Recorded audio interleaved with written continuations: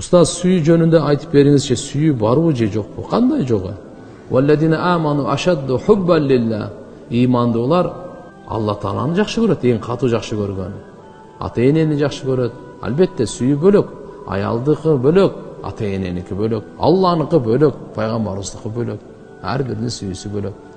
Алла субханаху ва таала жакшы көрдү бул ааламды жаратты өзүн таанытыш үчүн да.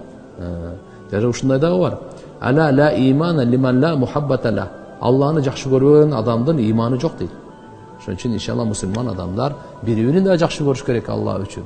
Алланы да жакшы көрүш керек. Bir kızды жактырып калсаң, кантип билдирсең шариатта туура болот дейт. Апаңыз аркылуу, эжеңиз бар, тайэжеңиз, жеңеңиз бар, ошолор аркылуу. Жашыңыз канчада, канча балаңыз бар, бизге кызык албетте деп. Мен 48-демин. 5 уул, 2 кыздын атасымын.